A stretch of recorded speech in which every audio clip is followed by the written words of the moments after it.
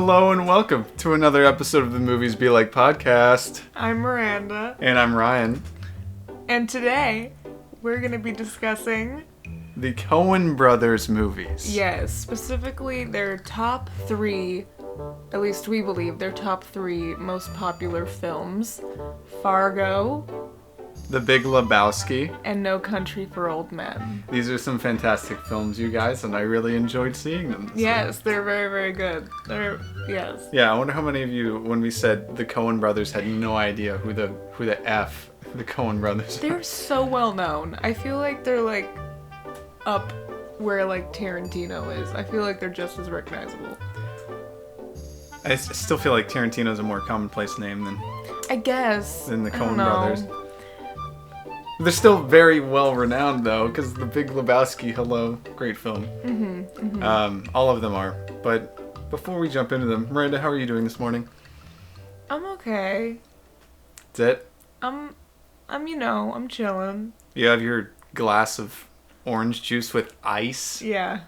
With ice in I it. want to try it with ice. It tastes kind of weird though. But there's not that much left, so it's okay. Fascinating stuff, guys. Yeah, you'll see that on the YouTube version of this podcast. We're sipping from it. Anyway, yeah, I got the second dose of the vaccine. Mm-hmm. And I got a really bad fever from it for like 2 days. And then now it's gone. So I've recovered and I feel better. And COVID, if you're out there, try me, bitch. You're not gonna get me.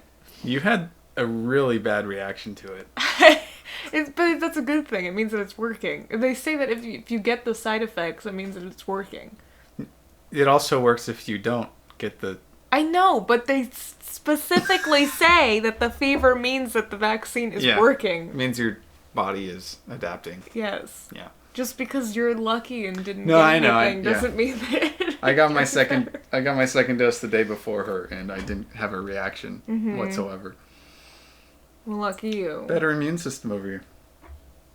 That doesn't mean... I'm kidding. You ass. What? Okay, how are you? Well, I just took a shower. Fascinating. Yeah, my how hair's was a little it? flat. It was great. Everyone should take a shower. Even if you're clean already, just go take a shower. If you just took a shower before listening to this podcast, go take another one. Go take another one. Oh. And then come back, and then you'll understand how Ryan feels. So without further ado, let's get into these movies and these directors. So first we have Joel and Ethan Coen. So they are brother directors, as we all know. Brother directors, writers, producers, and editors. These guys do it all. Insane. They do literally everything for all of their films. Which is kind of in violation of, like, the guilds. Because, like... Wait, really? Yeah, well, you're only supposed to have, like, a certain amount of work when it comes to a film. But they have, like, maneuvered their way around it so that they don't get in trouble for it. Do you want to know how? No. So, yeah, you do. Yeah, of why course wouldn't... Why? Yeah, of course I do. Okay.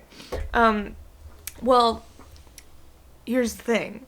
So, let me just give you a backstory of them, in a sense, as well. Okay, so, Joel and Ethan Coen, they are kind of like auteurs, in a sense. When were they born? Can we establish how old they are? Well, one's 63 years old now, and one's 66. So, they were born in, like, Either the late 50s. The 50s. They were born in the 50s. I have to do math in my head. Okay, yeah, they were born in the 50s. So, yes, but they're very well known in contemporary American cinema for their very uncommon approach to the way that they tell stories, right? It's very non-commercial. Mm-hmm. And it feels like a lot of their films tend to have a lot of, like, there's no closure in a lot of their films. Like, they just kind of end. Like, with a lot of unanswered questions. Yeah, but not in, like, an unsatisfying way where you're, like, mad about it. Like, you're not pissed that you don't know what happened, like, to that character. Like, is that character dead? Or did they make it out of there alive. Yeah, I mean, the first movie that I experienced of theirs was Hail Caesar, and it kind of just ends. Yeah, we saw Hail Caesar in theaters when it came out, not knowing who the Coen Brothers were and not having seen anything else. And I was just theirs. kind of like, what I was was this very movie? confused. I was kind of disappointed at the moment because I wasn't It's used very to that different. kind of. But it does have film. Alden Ehrenreich. It does have Alden Ehrenreich was the best part of that film, for sure. But, You're related. Fun fact. Fun fact, I'm Kind of. related to Alden Ehrenreich. Surprise. We're not gonna get into that. But anyway, so, because that's very off topic. Yeah. But, he was the best part of that film. But I just remember it ending, and it was a very weird plot, and I was very confused. Josh Brolin was in it. And Channing Tatum. Remember he does a full tap dance as like a sailor, Yeah. and they sing about how they don't got no dames. Mm-hmm. That was a really good scene. Anyway, off topic. Hey, tell me more about the Coens. Well, they say that their Jewish heritage affects how they see things, and that is part of their unique approach to filmmaking. Oh, nice. And they also grew up in Minneapolis, Minnesota, which is Minnesota's where Fargo takes place. Yeah. You know. Yeah. And both their parents were university professors. Their mom was an art historian, and their dad was an economist. Economist. Yeah. Economist. Okay. You laughed really loudly into the mic. I'm sorry. I laughed too hard. Or too loud. Okay, so when they were kids, they saved up a lot of money to buy a Super 8 camera.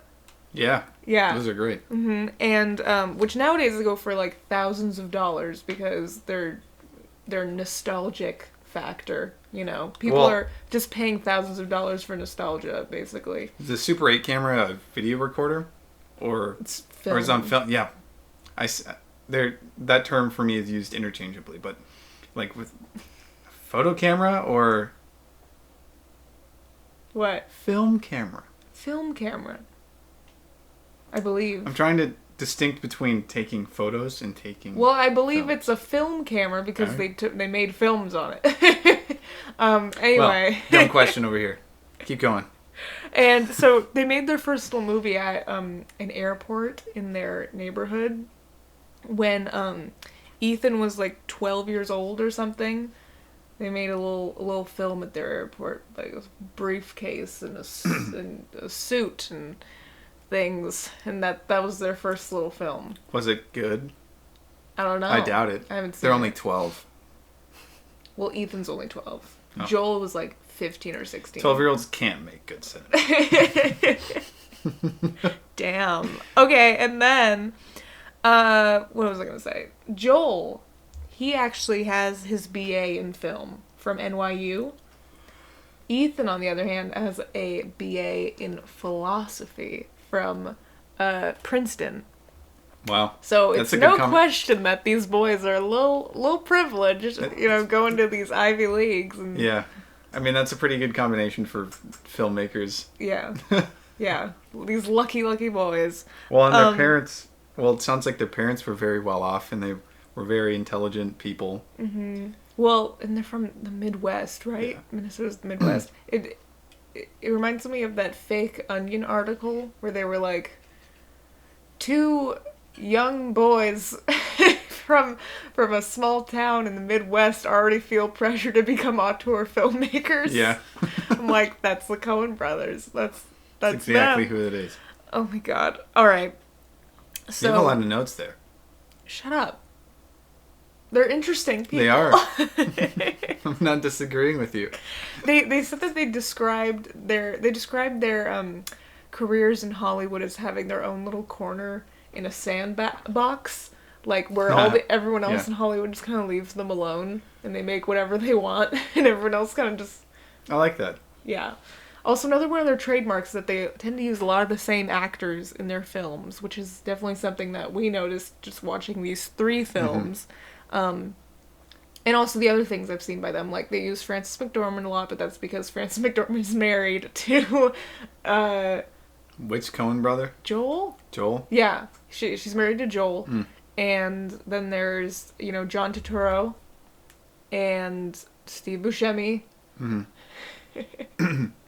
They use a lot of the same actors. And a lot of the time when they write their screenplays, they have actors in their minds that they want to play each character already before casting.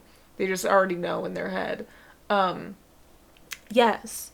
So, when it comes to, back to the whole Directors Guild of America regulations and things, they started making films, a long time ago. Back in, did they start in, the 80s? Well... What do you mean?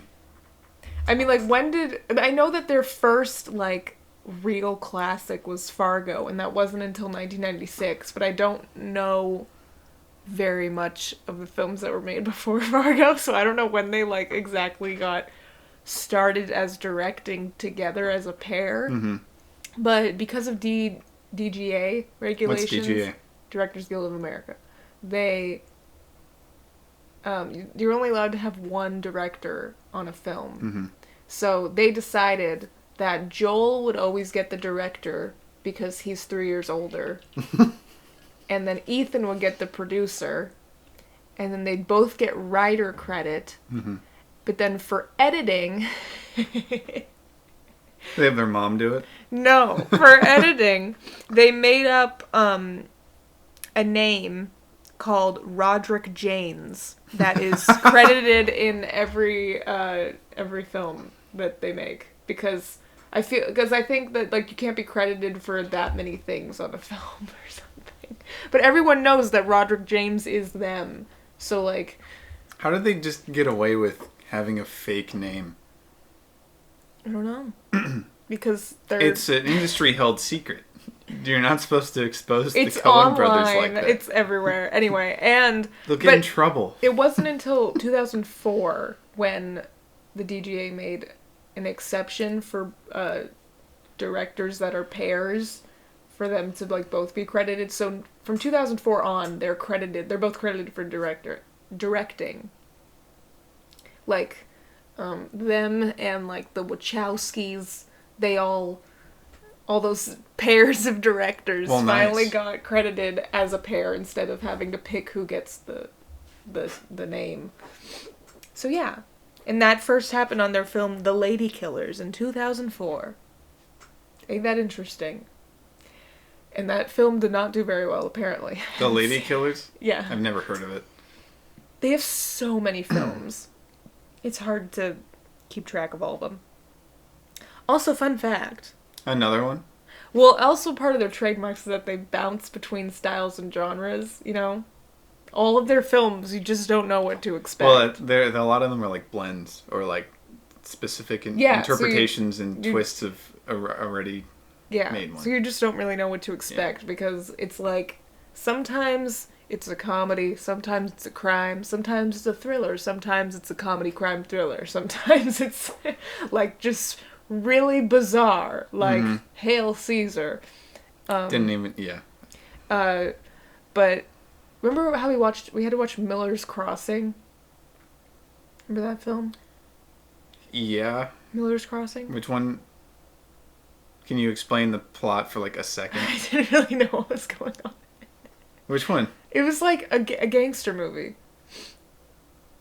And I was like, oh, it's by the Coen Brothers. It'll be good. And because it was... Did I see it? Yeah, I made you watch it with me.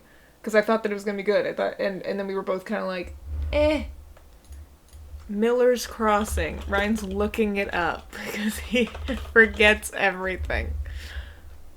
Oh, yeah. Yes. That film. They got really bad writer's block while writing that film. So while they had their writer's block, they wrote Barton Fink, which is another film. They wrote another... That's about a man going through writer's block. So in the midst of their writer's block for Miller's Crossing, they wrote another screenplay about writer's block. And then after that, they continued writing Miller's Crossing. Isn't that crazy how they're just, like, able to turn their, their struggles into more films? Yeah. Okay. Anyway, so that's the Coen Brothers for you. So, we can go on to talking about Fargo if you want. I feel like that's what our listeners want. Shut up. No, that was really cool. Thank you for explaining who the Coen Brothers are. Mm-hmm. And they're still around. They're still alive and kicking in their 60s. Mm-hmm. Yeah, in their going 60s. Strong. Going strong. What was their last film that they made? It was in 2018. Oh, what? Yeah. I don't know. I remember, like, not caring for it, or maybe I did. 2018. We'll keep talking while I look it up. I can't remember what it was, but I just remember it not winning its Oscar. Ballad of Buster Scruggs. Oh yeah, never saw it though. Did it win its Oscar? It got a 7.3 on IMDb. It wasn't as good as I thought it was gonna be, because I think I was just kind of. Oh, it has James Franco. It has a lot of people. Oh, that's what this is from? This meme? Oh my god, okay. There's a meme of James Franco being hung by a noose. Or he's like looking off to the side, like kind of half smiling. Like before he gets hanged. Yeah, anyway, sorry. Let's move on to Fargo. Yes, it's from that film. Yeah. But anyway, so that's their last film, is Ballad of Buster Scruggs. I thought it was good. You did? This wasn't as good as everything else that they make. Well, it's like a bunch of different stories in a film. No. Well, you win some and you lose some. Yeah. I just really liked Buster Scruggs. And then... Well, don't tell me what happens in the film. Okay. I want to watch it. I just didn't know that it was going to be like a bunch of different stories. So he's only in one of the stories, you know? Mm-hmm. That's all I'll say. All right, guys. So... We're going to be spoiling... Spoilers ahead. We're going to be spoiling all three of these movies. We're going to be spoiling Fargo, No Country for Old Men, and The Big Lebowski. So, these are really good films. If you haven't seen them, I really encourage you to go watch them and then come back. So... Yeah. Unlike the SpongeBob movies that we were... It's totally fine if you didn't see those, but you should see these. Yeah, you should definitely see these. Okay, Fargo. Came out in 1996. Yes. Cast... Jerry Lundegaard as William H. Macy. Jean, his wife, is Kristen Rudrud. I don't know how to pronounce her last name. Rudrud. It had 2 dots above the U. I don't know how to pronounce that. Oh. And then Carl, Steve Buscemi, and Gaer, who's Peter Stormare. Yeah. Very good. Yeah, I had notes for that. You also forgot a huge main character. I know. Keep going. You forgot Frances McDormand's character. I did. Marge. How'd you forget Marge? She's the best character in the whole film. I did not forget her. Okay, well anyway. So in this film, the entire cast speaks in a dialect known as Minnesota Nice, which is very humorous. They're just all nice and polite the entire time. Yeah. And, I mean, Minnesota's right up there against Canada, so like it's... Yeah, exactly. So it's, very specific dialect. Apparently The Big Lebowski and Fargo were both being written at the same time, and it's just pure luck that Fargo was made first, because Jeff Bridges was busy filming something else, so they had to hold off The Big Lebowski and make Fargo first. Cool. And then Fargo became their first cult classic. So imagine if it was the other way around. If The Big Lebowski came out first, and then Fargo... I feel like they're both really good, though, so I don't know. Fargo's considered a cult classic? Yeah. I thought of cult classics as something as, like...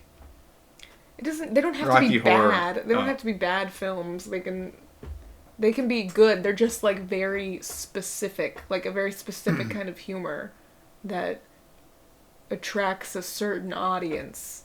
You know what I mean? Yeah. So, because a lot of people, they watched Fargo and The Big Lebowski, and they're like, I don't get it. Like, they genuinely are confused and don't understand why it's funny. Like Monty Python. Yeah. We have friends who are like, we tried watching it, we didn't get it. And it's, like, totally cool. Because it's not for everyone. Just like how these films, I mean, I think they're more for everyone than Monty Python is. But, So, well, the plot of this movie, go ahead. there's a husband and a wife, and the husband's name is Jerry Lundegaard, and he works at a car dealership for his wife's dad. He needs money to pay off some debts, so he hires these two men to abduct his wife. Yeah, he's paying two guys to abduct his wife to get money from his dad. Okay, I'm explaining this really badly. He hires two men to kidnap his wife, so that way his wife's father will pay the two guys. For ransom. Yes. And then it just snowballs out of it. Like, this whole plan falls apart. And lots of lives are lost. Yes. And some people are considered psychopaths. And then we have Marge, the cop, who is extremely good at her job. Yes. At solving everything. Played by Frances McDormand. Yeah. The queen herself. And she will not rest until she figures out this case. But she's not like, she's just so sweet, you know? She's not like mean about anything. She's just kind of like doing her job. And she's into it. It's really adorable. Anyway, yes. And also Frances McDormand's character was written for her. You know who else? By her husband. You know who else's character was written specifically for them? Who? Steve Buscemi. Yeah, that makes sense. Yeah. That makes sense. And Steve Buscemi has, for every line that his partner has, he has like 9.5 lines for every line. Because his partner has like 16 lines in the whole film. Steve Buscemi's character and his co-star, I guess, or his partner in crime. What do you? I'm really having a hard time. What's wrong? I don't know. I'm really having a hard time explaining my thoughts. What's wrong? Go ahead. So the two guys that Jerry Lundegaard hires are Carl and Geyer, Steve Buscemi and Peter Stormare, and they casted Steve Buscemi because he's a funny-looking guy. Yes. And it's a like a gag that goes throughout the whole film. Yes. Of how people would describe Steve Buscemi, his character. It's like, he's just a funny-looking guy. Can you explain more on that? No, he's just funny-looking. He's just funny-looking. That's it. And he is a funny-looking man. And it's true. And now when people, explain someone as funny-looking, they're always like, is it like Steve Buscemi funny-looking or like a different guy funny-looking? God. Steve Buscemi. Legend. I love how he's gotten famous for being funny-looking. But also for being talented, am I right? Okay, anyway. So, another thing is that this film was made... They wanted to film it in Fargo, Minnesota, but Fargo was going through their mildest winter during the years that they were trying to film. They were going to film in the winter... No snow? Yeah, there was like no snow. It was the sunniest winter for 2 years in a row, in 1995 and 1994. So they were like, well, crap, so they had to go film somewhere else where it was like really, really snowy. It made for a great background for a lot of scenes. Like, there was this one scene where Geyer is standing next to his car after he just like killed someone. And behind him, there's a telephone pole. And there's like telephone lines going off into the distance. And it's like perfectly framed. It seems like a picture. Oh, yes, I know what you're talking about. Yes, the cinematography. Buzzword right there. The cinematography is very good. It's very, very good. Oh, I did a chef's kiss. Oh, gross. Anyway, I feel like the Coen Brothers are very well known for their way of, in all their films, they kind of embellish reality in a way. Like, they kind of just heighten them. Like, they take the most dull places, like Fargo, Minnesota, or Sorry, people from Fargo, Minnesota. Well, I mean, most people who would film in like the place like I know what you mean. Like a I know what you flyover state. Yeah. They depict it as like, dull, boring, just kind of a depressing overtone to it. Yeah. But well, can I add to this? Yes. Like in The Big Lebowski, it's in L.A., but they focus on the drab bowling and the bowling drab. But they still make it like really entertaining. Yeah. Even though it's not taking place at like, the Hollywood sign or anything like that. Like nothing super well known and they're very good at making their locations not depressing and awful for the viewer to see. And then they also just add all these, wacky characters and all the exaggerated dialogue and everything. But with Fargo, what's interesting is just like when you look deeper and you realize just how stupid Jerry Lundegaard is. Yeah, he's... Because, first of all, he hired two of the stupidest men to do the job. Of course it was going to fail. And then he didn't think about like, oh, once I get the money, it's gonna look a little suspicious when I just pay it all off, like, out of nowhere. They also have a kid. And he came home. Remember, there was that moment where they were like, right. He was talking about like, oh yeah, how does this kid's name like Johnny or something? How does Johnny feel about it? He's like, oh. Oh, his name's Johnny? I don't know. Oh, okay. He's like, well, I'll go talk to him. Like, he hadn't had that realization that Yeah, and also just took like... his kid's mom away. I didn't fully realize what was happening when he came home. Like, the whole scene in the beginning when he's making the plan with the two guys, I didn't fully catch on. I mean, that's the whole point. It's the film, you're following and you discover stuff as it goes. But, like, when he comes home and he sees that she's been kidnapped, and then he runs to the telephone, he's, like, practicing how he's gonna say, oh my god, she's been kidnapped. I was like, why is he Oh, yeah, he knew this was gonna happen. Come on. It took me a second. Yeah, and then, I had another thing I was going to say, and I forget what it was. Damn it.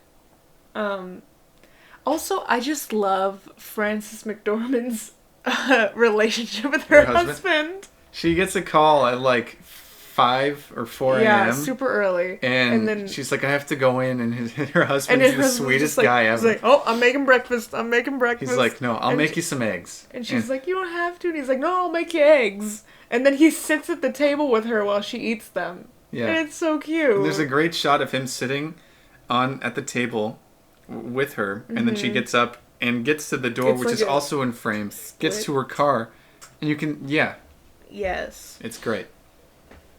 Great shots. Great shots. I really hope that you guys are going to see this film. Or have already seen it. Yeah. Yes. I concur. Mm-hmm. There's also... This is how much the Coen Brothers pay attention to detail and plan everything out in their films. 30 minutes before the film ends, Steve Buscemi's on the phone, and he says... Well, he's demanding Jerry Lundegaard to pay the money to him. Yes, it doesn't really matter what he's saying, but he's like 30 minutes and we'll wrap this up. And exactly 30 minutes later, the movie's over. Yeah. To the exactly and 30 minutes down to the end of the credits. Because the movie ended, and then I found that out, and I was like, "Wait, rewind exactly 30 minutes." And we rewind 30 minutes, and it's exactly when he's saying that. It's a great. I'm like, Jesus. It's awesome. They really planned this shit. Like they really dive into this. Anyway, I have some fun facts that you haven't said about Fargo. Mm-hmm. Okay. So. One, in censored versions, when they air it on TV and stuff, normal things. Mm-hmm. They censored the word fucking to fruising. Fruising? Yeah. Why? Instead of bleeping it, they voiced it over to say fruising. Is it like the actor's voice still? So it's So they had to go into ADR one day and just say "fruising" over and over Yeah. again. That's funny. Over each line where they say "fucking," yeah. Damn. Mm-hmm. Why? Is that like a term that they use? I guess so. It kind of fits, right? Fruising. Like the fruz. How do they? Can you I don't know. act it out? Act out a scene where they say it, Ryan. Don't. What are you, a fruzen idiot? I don't know. Fruzen you idiot. fruzen idiot? I don't know. That's interesting. What else? Well, we talked about the role for Carl was specifically written for Steve Buscemi because he's a funny-looking guy. Oh yeah. That also reminds me. What's his name? William H. Macy. When he went in to audition, he was originally auditioning for like one of the cops or something, like not a big role, and he read for Jerry Lundegaard like a couple times, and he was like, I'm perfect for this role. And then he flew out to see the Coen Brothers and was like, if you don't pick me for this role, this movie is gonna flop, and it's not gonna do as well as you hope. He threatened the Coen Brothers with his talent. Well, they hired him, so... Yeah. And then he was perfect for the... Yeah, he was perfect. For the role. I feel like... What else have I seen? He just knew. I feel like I haven't seen William H. Macy in a lot of things. I've seen him in Boogie Nights. You've seen him in other things, but you aren't thinking of it at the time. I just can't... Yeah. I Same can't here. recall. I can't. Well, Guyer only has 18 lines of dialogue in the entire film, and Steve Buscemi's character is making fun of him the entire time about not talking. Yes. Yeah. I think we kind of touched on that a little bit. Yeah. And while Steve Buscemi has like 150 lines... Yeah, which is like typical. But 18's not. I mean, yeah. But his role isn't even... I mean, it's pretty big, actually, but it's not... I don't know. It is a side character. What did you like about Fargo, Ryan? Well, it kept me engaged the whole time. Mm-hmm. It kept me very on edge. Like I didn't know what was going to happen or if they were going to be found and I felt really conflicted because at first I was like, I'm so used to having the main character, or at least what you seem to think the main character is, and like kind of root for them, right? Mm-hmm. But Jerry Lundegaard is a awful person. You're not going to root for him. So you're not supposed to root for him. You're supposed to root for Francis McDormand. Yeah. You root for Francis, but I had some inner conflict. I'm like, this is different. I'm not used to not liking one of the main characters. I don't know. The like protagonist, or like they make you think that he's the protagonist for like the first 20 to 25 minutes or something, because like Frances McDormand isn't you know, she isn't introduced until after the kidnapping happens. Yeah, you're like, well, I guess these are the main characters, right? And then yes, I just love when they're actually about to kidnap her. And Steve Buscemi's outside the window, like, with the axe. And he's just peering in. And she's just sitting there staring at him like, what is he gonna do? And then he slams it down. She's like, whoa! And I'm like, what did you think was gonna happen? It's just funny. Also, there are a lot of references to The Shining. In Fargo. Well, that makes sense. Yeah. And which I noticed, like, one... When she runs up to the bathroom and they, like, chop down the door with an axe, I was like, oh, is this supposed to be a reference to The Shining? So that's why when earlier you said that his son was named Johnny, even though he might not be. I was like, oh, is that a reference to The Shining, too? I don't know. Ryan's gonna look it up. You can probably hear the tipper-tapper of his keyboard. Charlie. Oh, his name's Charlie. Never mind. Wait, no, that's in season 2. Oh, what? Were you looking? You have to look up the movie version. I know. I just typed in... Scotty. His name's Scotty. Oh, you're not even close. Hey, I got Scotty's the last nothing Johnny close to Scotty. Johnny. Yeah, it is. I know. I'm kidding. Okay. Anyway, this film is wonderful, and we have a lot more to get into. So we're gonna move on to the next film, which is The Big Lebowski. We all know and love it. We all know and we all love. Well, not everyone loves it. I know a lot of people who are like, what was funny about this? And I'm like, wow, somebody hates having fun. It takes a few viewings to really appreciate it. to its fullest. Well, also because so much happens in it, but like it feels like a lot of what happens in it is like behind the scenes and you don't see it happening, so it's like you're very you're confused with the dude as to what's going on a lot of the time. So this man. No, we should explain what the movie's about. Yeah, no, that's what I'm gonna do. The dude. He. Played by Jeff Bridges. He just wants his rug back. So this guy's just peed on his rug. He's living alone in LA in his shitty looking apartment, and he gets caught in the crossfire. It's really like confusing, like the plot. I don't even know how to explain it. Well, these two guys think he's another wealthy person with the same last name as Lebowski. Yes. And they try and get his money. They're like, "Where's the money, Lebowski?" And he's like, "You got the wrong guy. I'm the dude, man." Do you see a wedding ring on this finger? The toilet seat is up. But yeah. And these guys pee on his rug. Yes, they pee on his rug. And then leave. And then call him a loser. Even though they're the idiots. They're like, in the situation. Does that happen? I feel yeah. Like, He's like, this fucking loser. And so then he leaves. The dude, he goes to see the Big Lebowski. The one that's rich. And he's like, "Can you give me a new rug? Because this dude that's looking for money from you peed on it. So I think you owe me a new rug." And a lot happens after that. And I don't even know how to explain it. So I feel like... Also... Well, the dude has two friends. Ryan, also, anyone who's watching this and has already seen it, because we already said that there's going to be spoilers.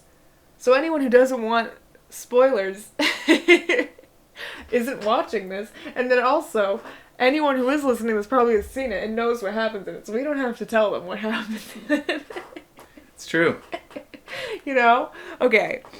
Well, anyway, what do you have to say about the film, Ryan? Well, I remember watching this for the first time and was expecting a lot. I was expecting it to be a lot more humorous in a different way. Oh, yeah. I was expecting, like, slapstick kind of, like, funny. I'm having a hard time explaining. No, I understand what you're saying. You expected to be, like... I expected a different type of comedy. A goofball comedy, slapstick. About this guy called the dude who's a bum and plays bowling. Yeah. With his friends. Plays bowling. He goes bowling, I guess. Yeah. Fine. Yeah, it took like 3 watches to fully appreciate it. 3? That was the third one. Well, I watched it, this is my 3rd viewing, I think. I watched it once, and when I was really tired, and I fell asleep, but I paused it, and I was like, I can't stop watching it. Like, I cannot sleep through this film. I have to finish it at some point. And it was rented. But then when I woke up, I finished it, and I was like, I still didn't appreciate it enough. So I watched it the next day, and I was like, this is amazing. And then we watched it again for this episode. And it's beautiful. It's so different than... In what way? A lot of comedies. Well, first of all, it kind of makes you, like... idolize the idea of doing nothing and just being super lazy. Well, yeah, he's a hippie. He's not really a hippie. He is. He talked about his accomplishments to Maud in the bed. He's a pacifist. Well, no, he's a pacifist. No, that was... Doesn't he say he's a pacifist? No, he says the guy that Walter pointed a gun at was a pacifist. And he has mental problems. Or, like, mental health issues. Right. No, but he was... What? Yeah, the dude... What is a pacifist? Can you tell me what a pacifist is? Put me on the spot. I know what a nihilist is. I was like, what's a How do you know what a nihilist but not a pacifist? Okay. A pacifist is someone who just kind of lets things happen and is a very go-with-the-flow kind of person. So he's a pacifist. That's what the dude is. He says that he's a pacifist. Does he? Okay. I remember. Anyway. Oh my god. We don't have to look up things again. Person who believes that war and violence are unjustifiable. Yeah, I think that... It's a lot of people. He says that. But No, anyway. But there are some historical groups that he points to that he said he was a part of that are major hippie movement leaders. Well, a religious movement was also made after this film came out called Dudism. What? Oh wait. Yeah. Don't. No, I have to open my notes. Don't look it up. I have Okay. to open my notes because I closed them. You keep typing, and I feel like it's gotten very annoying for the listeners. Okay. But yeah, it's Dudism. It's the Church of Latter-day Dude. That's what they call it. Isn't that crazy? Dudism. It's, quote, a philosophy that preaches non-preachiness, practices as little as possible, and above all, lost my train of thought there. End quote. Oh, that was what you had written. That. I thought you actually. That's like the bio of the religion. Nice. Yes. Yes. Well, and also just the dynamic between the dude and Walter. And Donnie. Well, the Coen Brothers specifically wrote Walter's character for John Goodman, and then also they wrote Walter and the dude as if they were an old married couple. Like their dialogue is written as if they're a old married couple, which makes a lot of sense because they're just bickering nonstop, and Walter's always angry and mad and just going off and spurting out 260 F-bombs that are in this film. No, there were 292. What? The website I looked at said 260. Well, maybe variations of like fucking and like okay. Fucking. Maybe this person was just like the F word with no ing. Okay, well anyway. So, it makes a lot of sense. And then, the dude's always trying to calm him down and trying to, speak to him calmly. Yeah, that's true. I just repeated myself. But yeah. What else do you have to say about this film, Ryan? I have a lot of quotes that I want to say and a lot of fun facts. Oh, God. Okay, go ahead. Well, one of the nihilists that is trying to get the money from the Lebowski, the dude, his name's Kiefer, and he's actually played by Flea from the Red Hot Chili Peppers. Oh, yeah, I remember hearing about that. Yeah, I didn't know that. It's really funny. Also, in an alternate version of the film that was released on the USA Network in 2000, it was severely cut, like, to be more, I guess, appropriate, palatable for family audiences. They removed all the scenes with Jesus. They cut all of the scenes. I love Jesus. I know, it's great. He needs to be in there. I don't know why they did that. He's the best. The private eye who was looking for Bunny, like the one in the blue Volkswagen Bug that was following the dude, he was cut. The scene where Maud is like on her back rolling to conceive. Yeah. They cut that. Oh, that's a good part though. Yeah. She's like... yeah. She's like, I don't expect you to be a part of the baby's life. I just want a baby by myself. Yeah. They cut, I guess, I don't know how much of that they cut, but they cut her rolling on her back. But I love that part. That, like, really shows who she is as a person. Mm-hmm. Is, like, the fact that she wants to conceive by herself and not have to have a relationship. That's very World According to Garp way of living. Yeah. If any of you have seen that film. Well, the Comedy Central release had to censor all the fucks, all the F-bombs. Mm-hmm. They also changed Walter's line when he was screaming at Larry because he thought that Larry stole the briefcase full of money. He was like, "Do you see what happens when you fuck a stranger in the ass?" Yeah. They changed it to, "Do you see what happens when you find a stranger in the Alps?" What? Yeah, I watched the clip last night. Sense. Yeah. Do you see what happens when you find a stranger in the Alps? When you find a stranger in the Alps.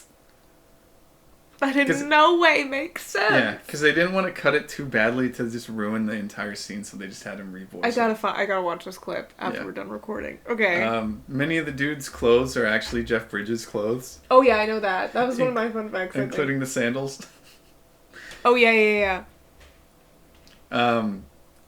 you see that they hang out at the bowling alley all the time. Mm-hmm. The dude, you never actually see him bowl. I noticed that. Aside from in that montage with Maud, or yeah, where he's like teaching her how to bowl. That's the only time. Yeah, but even after that, you don't see it strike because he just floats underneath all the bowling ladies' Skirts. legs. Skirts. Yeah. That part's so funny. He's just smiling. He's just like, that whole sequence is so good, and the music in the film is just so funny, and it's just so fitting, and like, just walked in. See what condition my condition was in. You don't... Not having fun here. Yeah. Oh yeah, what condition my condition was in. I also like the song. It's like la la la la la la la la na na na. Oh yeah, when did they play that? The man in me will do nearly. It's in the first dream sequence when he's like floating above. Oh right. Yeah. And it's also, like, in the beginning, I think. At some point. I had one more fun fact. Go ahead. So, in an earlier draft of the script, you know how the dude doesn't really have a job or anything? He just has money somehow? Well, his source of income was told, and he was apparently the heir to the inventor of the Rubik's Cube. Wait, what? Wait. Yeah, and that's how he got his money, from the royalties of the Rubik's Cube. Okay. But that would have made him Hungarian, and the Coen brothers decided to nix that because they didn't want to have to explain that. Oh, interesting. Well, what character do you like the most in this film? There's so many characters. I really like Philip Seymour Hoffman, but that's just because you just like him. That's because I just like Philip Seymour Hoffman because he's so funny. The way he embodies all of his characters. Jesus, when he like grabs the bowling ball and he gets up and he's like you don't hear him doing it though, he's just in the background. I know, it just cuts to him doing that. It's so funny. Jesus is great. The dude, I don't know, the dude abides. I also just like the cowboy. Oh, the stranger? Who's like, sometimes the bar eats you, or sometimes eat the bar, and sometimes, it eats you. And I just love that you can't see his mouth when he talks, because his mustache completely covers his mouth. So his mustache is his mouth. You know? Well, you like being Maud. Not being Maud. I love Maud. Yeah, you love Maud. Yeah, Maud. He's a good man. And thorough. And thorough. He's a good man. How does she do and it? Thorough. She's talked about before how when she embodied that character, the Coen brothers were like, I like that accent you do, and she's like, it's not an accent, it's an dialect. It's a God, it's like an accentuation or something. Like, it wasn't an accent. It's just her being, like, posh and over the top. You know? It's like a weird mix of, like, transatlantic and posh. Mm-hmm. Anyway. Yeah. There's more that we can say about it. Like, well, the stranger talks about in the beginning how the dude is the perfect example for the time and place that he's in. And this was during, like, the Gulf War, where George Bush... Well, so the whole film is kind of like a direct correlation in response to that entire time period that the film was released in. Because George Bush sent troops to that area under seemingly weird, like false premises. And, well, in the Big Lebowski, there was no money. There ended up being no money. The whole time. And that's a false pretense right there. I mean, that's one very large comparison, but the entire film was like a critique or like a comment.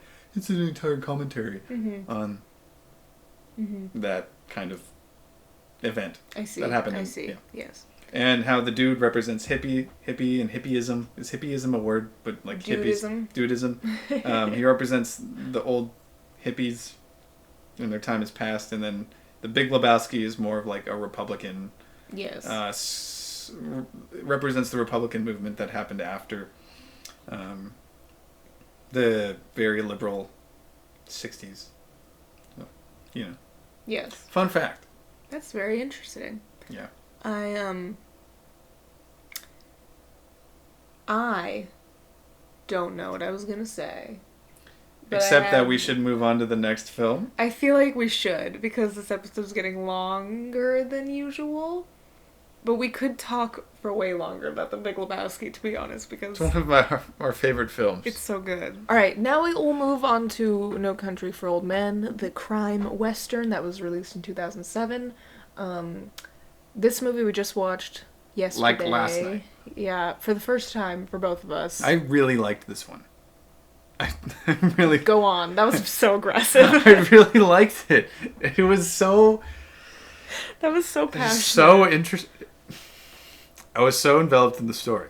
Like, they're very good. The Coen Brothers know how to do that. Yeah. And the characters that they created were so interesting and intriguing, and watching their thought processes and their decisions were very satisfying. Yeah. I don't know if satisfying is the right word. Satisfying. But the Coen Brothers are very, like, they know how to plan out a movie and how to keep an audience engaged and enveloped in the story. Because there's so much that you know that's going on, and the plot feels so simple, but so complicated at the same time, because there's also so much going on that you don't know that's happening, and I feel like that's just how it is with, like, a lot of their films, is that...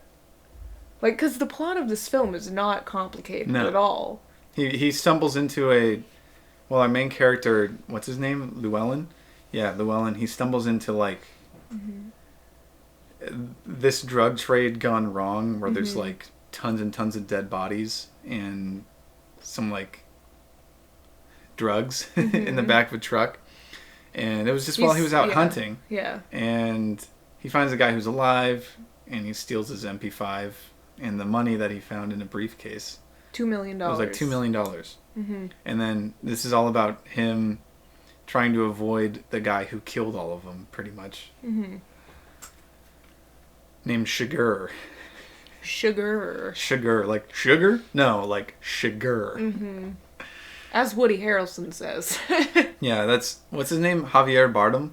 Yeah. Javier Bardem is a fantastic pick for this role. He didn't want to do it, too. No? He didn't want to? He was like, he literally told the Coen Brothers, like, I don't know if you got the right guy. Like, he literally said, like, I don't really speak English well, and I really don't like violence. And they're like, that's why we want you. Imagine not checking any of the boxes for being what the industry wants, and then you're picked exactly for that reason. Imagine. Wacky. Industry works in wacky ways. Imagine this. No. No, don't go. Stop please. Singing. Okay. Well. So this movie is based off of something to frickin' say, and then you went. Sorry, go ahead. What is it? Well, we could talk about his character. Oh, well, let me just quickly say this. The movie is based off of Cormac McCarthy's dark novel, which is, it's... The movie adaptation is, like, weirdly accurate of the book. Like, the way that they set up the location and just, like, the overall tone of the film is, like, exactly as McCarthy set it up. And apparently the Coen Brothers were, like, at a screening of the film that McCarthy was at, and they, like, kind of, like, watched him from afar, and, like, they saw him chuckle a couple times, and they were like, okay, we're good. Like, we did okay. He approves. Yeah. And this is also the first film that the Coen Brothers won an Oscar for Best Picture and Best Director. So, I'm glad, because it deserved it. Yeah. Well. In my opinion. No, it's very good. Go on. What were you going to say about his character? Oh, so he has like a really wacky haircut. Yes. That looks really, really bad and ugly. It looks like a cow like licked his head. Yeah, well, it's like a very... It looks kind of like Coconut Head from like Ned's Declassified. It's like a look from what, the 70s? Or from like the late 70s. But 70s. It's like a really bad version of like a typical 70s haircut. So the inspiration for it is the costuming team and the design team they were going through photos from this time period and era to get a sense of what it was like, style wise and just like, I guess, culturally. They found a photo of a guy at a bar in West Texas from 1979, and he had that exact haircut and very similar like attire, and the design team's like, that is exactly who we want, because this guy looks like a psychopath. Oh, yeah, poor guy. Yeah, no, poor guy, but great inspiration for the film. Oh, and his boots, Sugar's boots, they're made of alligator. Like in the film, they are. Oh, I think so. Yeah. Okay. And they really wanted. They were going for like that bumpy and pointy and gross look. They're going for, and in fact, like, to say, if you look at him, you can think, oh wow, he could kill someone. Yeah. Yeah, and they got it across really well. I kind of want to watch this again. His iconic tool to like kill people is what they use on cows or something. Yeah, it's It's a cattle stun gun, I think. Yeah, I think that's what it's called. A stun gun. It's pneumatic or hydraulic. I don't know the difference, but there's a canister of compressed air, and he switches it on, and there's a mechanism that in his handle he presses a button and it shoots out like this rod of metal about 5 inches or less. Yeah. Very fast, and it retracts in, and it's just it delivers a very blunt force in a very small area. Yeah. So he like opened locks with that, and he did that into a guy's forehead. Yeah. Ugh. And the cops were like, I have no idea what killed him. It was a cattle thing. Cattle prod? No. Cattle prod's different. I don't know. Yeah. And I don't know. Just overall characters is terrifying. Like just the way that he's got it all planned out all the time. Yeah, he's one step ahead in every single way. His gun has that compressor, that sound compressor. It's a suppressor. It's a suppressor on it, so that you're not in frame. Oh, I'm just laying back. Okay. It has a suppressor on it that whenever he shoots, it doesn't make any noise, or makes a very small amount of noise. He has a shotgun with a very, very big suppressor on it, and it's a silencer. It's so terrifying. And just like the part where he walks into that meeting with those two guys and then kills one of them, and then the other guy's like, are you gonna kill me? And he's like, it depends. Do you see me? Yeah. And I'm like, shit! And it said earlier in the film that, like, if you've seen him and survived, crazy. He normally kills, like, everyone that has seen him. The only person that he doesn't kill that he sees is that old guy. Is that old guy at the gas station. And he like, flips a coin. He's like, call it heads or tails. He's like, what am I betting? So uncomfortable. I'm betting everything. You're betting everything. And I really didn't want to see that old guy die. I know. He just... This guy kills everyone that he encounters. And it's crazy. He lets those two little boys live at the end. Yeah, he pays them like $100 or something for this shirt. But that's one thing I want to talk about, the violence in the film. Yeah. They showed it very matter of fact. Like, they don't glorify it at all. They don't really set up like this glorifying image of like to make it huge and blood splatter everywhere, like kind of like Tarantino does to make it look cool. Mm-hmm. They just kind of have it happen, and you have to sit with it, and it hits different. I see what you mean. Yeah, that's what they were going for. So it's not like it's exactly how it would look in real life. Yeah, basically. yeah, that's what they were It's going not like with Tarantino how it's like the blood is supposed to be like magnificent and just like beautiful to look at, even though it's violence and it's terrifying if it were to happen in real life. You just have to sit with it. Yeah. Because when he shoots Woody Harrelson with his shotgun, he's just sitting there and you don't see it, and it's in like bad lighting. Whenever shoots him. Whenever he's threatening to like kill someone, and holding the gun in front of them for like a long amount of time, I realize that they don't ever show it when you're like anticipating it. It's always like just right. It's always just when it's like a surprise that they actually show it. When he's like holding it in front of someone and they're like, please don't do it, then they don't show it when he actually does. Which is nice because when you're an audience member and you're like waiting for him to do it, it's just as like terrifying. So when they don't show it, it's very nice for me.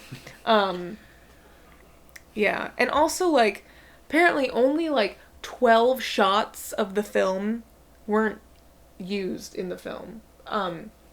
And the Coen Brothers only had to... They planned so well every single shot that they need that they rarely end up having any extra footage at the end. Like, for this film, they only use, like, 250,000 feet of film. What is the typical amount that's like used? Like 700 to 1 million. Yeah. Oh, they're very good. Yeah. They know how to save their money, too. Because I'm sure that film costs a lot of money. Not that they need to save any money. They're very famous, but, you know. Yeah. But I think that they enjoy getting everything done. And they have a very good system that works. They've made for themselves and everything. You know. Yeah. I have a couple fun facts for this film. Oh, I was just going through mine. Kind of what I was doing. Okay, well... You go ahead. I have one more. Heath Ledger was actually their first pick for Llewellyn Moss, yeah. He was their first pick. I was kind of sad that Llewellyn died. I mean... I know! I was like, damn it! And who plays the cop? What's his name? I know he's super famous and I know him, but I don't know his actual name. Mm-hmm. You don't know either, do you? I don't know either. He's from Men in Black. Have you seen Men in Black? No. Oh my God. We have to look it up again. Sorry, guys. Tommy Lee Jones. Him. Yeah, he gets there right after he gets killed. Mm-hmm. Like within a minute. Yeah. That's the way the cookie crumbles in this film, guys. And also, you know, Josh Brolin, the guy who ends up... Brolin. Who is Llewellyn. Who, yeah, is actually ended up getting the part of Llewellyn. He made his audition tape when he was on the set of Grindhouse. And so he, like, used their cameras and their, you know, supplies to film his audition. Mm-hmm. And since Grindhouse is directed by Tarantino and Robert Rodriguez, they directed his audition for it. So, and then he didn't get the part initially, but then he did. So, once the Coen Brothers met him in person, they were like, "Okay, yeah, you need to get the part." So then Josh Brolin got the part. Hell yeah! And also, apparently, he broke his shoulder, like injured his shoulder, like right before shooting started. Of course. And he didn't want to not be in the movie because he had wanted to be in a Coen Brothers movie for a long time. So he didn't tell them, but it was, like, clear that he, like, had an injury on his shoulder. But since he didn't tell the Coen Brothers, they were like, okay, we're just going to treat him the same way, like, if he's not going to tell us. But then luckily, his character gets shot in the shoulder. Yeah, like, I was going to say, like, is that why they wrote that in? So, I don't know if it was why. I think it was already... Yeah, it was probably already written part of in, though. So I think... That was just very convenient that he got to, like, show his real pain in the movie. So when he's shot in the arm and he's like, you know, ouchie, my boo-boo. Ouchie, I got pellets in my back. Genuine pain. Remember that guys. scene where the dog's chasing him? Yes. In the river? That part was terrifying. And also, well, I mean, of course, you watch a dog get shot and killed in this film. There's so many dead dogs, guys. He had a pistol on him, right? Yeah. And he gets out of the water, and that was the most stressful thing ever because you don't want water in your gun, right? He had to clear it. He had to dry it off and shove it in while this dog is like rapidly approaching him, and he killed it finally right when it was like in front of him, right in front of his face. And that's like a whole new level of terrifying. Like to take something, like you know how like they make like even Sugar does this in the film. Like they make villains drink milk in a film. And it just makes it all the more disturbing because it's like you associate milk with like childhood and sweet memes, and then you see like an old creepy man drinking it, and he's like a villain. Like it just makes it all the more terrifying. This is like a whole new level because they take a dog, a man's best friend, and make it swim after him with the intended notion of killing him. And that's just terrifying. Like, swimming in a river trying to get away from this dog that's trying to kill you? Yeah. This is terrifying. I mean, the fact that dogs are used in that kind of way isn't anything new, but... Yeah. It's still terrifying. Well, I hate seeing just the dog's head out of the water, just like, coming after him. And you're like, and he's trying to swim with his one arm because he's shot in the other. Yeah. Oof. I didn't think about that. Good job, Josh Brolin. Oh, you want to know? I have one fact I want to say before you go to your next one. Okay. The blood they used in the film. So typically they use like cheap prop blood that it's like sugar based, and you mix it with whatever. But since they're in the desert, if they filmed all the dead guys with this fake blood that has sugar in it, it would attract so many flies and so many bugs that it would be impossible for them to be comfortable while acting dead and just suck. So they had to import this specially concocted blood from the UK, which ran about $800 a gallon. So they had to use it sparingly. Like it was very expensive blood. Oof. Yeah. $800 a gallon. Dang. I mean... They have the money, you know. I mean, they saved a lot of feet of film, so. Yeah. And film's really expensive, so they could have just used all that money and put it towards the blood. That's weird. Also, another fact that I have, fun fact. So, most of the film was shot in, I think, Mexico. Yeah. But they had to shoot some scenes in Marfa, Texas, which is like a small town in Texas. And when they went there to go film, Paul Thomas Anderson was there filming There Will Be Blood. Really? Yeah. So the two movies had to like coexist and like just film in their own parts of this small town. They picked the same... imagine living in this small town in Texas and having like three of the biggest directors in Hollywood just like come to your and town. pick your town. Like it's... Yeah. But then Paul Thomas Anderson, you know in There Will Be Blood, this isn't really... We haven't even seen There Will Be Blood, but... Well, don't spoil it. I'm not. This is literally the cover of the film. Oh, yeah. Like, the big smoke, you know? That happens in the film. And it happened when the Coen Brothers were filming No Country for Old Men, and they had to cancel shooting that day because every shot they did had the smoke in the background. And they were like, thanks, Paul Thomas Anderson. That's pretty good. That's a really cool fact. Yeah. I think that's really fun. One thing I had about the environment is that it wasn't treating them well. Like, you know, there were... like all the thunderstorms and all of the other weather events that were happening. Like, you know, those were real. They weren't... That wasn't CGI. That was, like, if there was thunder and lightning off in the distance, that was real. They captured that. And they had to worry about the fact that there would be a thunderstorm and it would rain very hard for, like, 10 minutes and then be fine, even if the forecast for the day said clear and sunny. They just had to deal with that. So imagine your set's all ready, and then your cameras are out, and then it fucking dumps. Dang. And then you're like, oh, stressful. Yeah, that's the sound they all made when it started raining. Well, Brian, if you could rank these movies, these 3 movies from favorite to least favorite, how would you rank them? Big Lebowski, A Country for Old Men, Fargo. Okay. But here's the thing. But they're so good. We rated, like, literally all these films 4.5 stars. So, this... least favorite doesn't mean that you don't like it. It means that you just didn't like it as much as the other 2.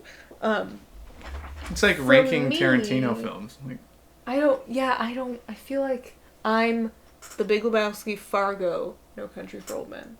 Just because I'm a sucker for comedy. So you put... What did you put first? Big Lebowski. No. Big Lebowski. And then Fargo. And then No Country for Old Men. But all of them are great. I couldn't handle the Fargo scene where he's putting his... In the wood chipper. In the wood chipper. Yeah. I can't. I mean, nothing phases me anymore. You just watch you watch Breaking Bad. Apparently that's bad. Well, it's not... I mean, violent. I mean, yeah, it's violent, but it's like... It's not just that. It's also like... Is that not a good comparison then? No, Okay. I'm mainly talking about, like, we've seen, like, Tarantino films where they're, like, way more violent. Django, especially. Yeah, so it's like... Okay. I don't know. Seeing a fake leg sticking out of a wood chipper is... Oh, come on. I don't think of it in that moment as, that's just a fake leg. I know. My mind just automatically goes there now. I feel like... Is that just to, like, protect yourself from... No, it's just because, like, the films that I'm also, like, assigned for class are all like that. Like, they're all very violent and gory and bloody, and I'm just... I don't know. Movies, man. Movies be like... They're violent. I'm gory and violent. Hey. We haven't really made any movies be like jokes at all in these episodes. Movies be like... I'm violent. Wanna come watch me? Movies be like, thanks for listening this far. It's an hour and like 15 in. These movies are really good, okay? And there's a Yeah. lot... We did a lot of research into these movies. I know that we don't talk much about, like, our opinions on the film because, like, we're gonna watch what we love, you know? So... We just want to talk about all the fun facts and all of the cool behind-the-scenes stuff. That's what I'm really into. We're also still getting used to how to podcast. And also, most of you who are listening have seen these films, you know? So it's like, you don't want to sit and listen to our favorite parts like the last episode, which was a complete bust, in my opinion. I did not like the last episode. I mean, it was fine for what it was. It was just boring because we weren't that into the films. And these films we're really into. So... We had a lot of fun facts. In fact, I have a couple more. Can I spurt them out? Mind if I spurt? All over the mic? Go ahead. Gross. So... I'm hungry. Me too. Fun fact, Miss McDormand in Fargo, she had a prosthetic pregnancy suit, and it was full of birdseed to make it weigh like the same as a growing fetus. And one of the nights she left it in her trailer, so it froze overnight, and one of the boobs, one of the breasts in the prosthetic suit, the silicone boob popped the next day from it being frozen. Whose character? Sorry, Marge. Oh, Marge. I blanked. I'm like, I thought we were talking about No Country for Old Men. The only pregnant person. Yeah, I thought we were talking about No Country for Old Men. No. I zoned out. I'm talking about Fargo. Miss McDormand. Frances McDormand. Yes. She left it in her car. She left it in her trailer. On set, yes. And it froze overnight, and then the silicone boob in it the next day exploded. Who's an idiot? I'm kidding. She's not an idiot. That sucks. She also worked with a pregnant police officer to help with her character, which is interesting. I was really worried that she was going to die, and then she did. She was. They almost named the film Brainerd instead of Fargo, because you know, remember how a lot of it takes place in Brainerd? Yeah. They almost named it Brainerd instead, and then they realized that Fargo is a way better name. It is. Fargo. Thank God for that. Brainerd sounds like a person's name. They also didn't tell the cast that it wasn't a true story until 3 weeks into shooting.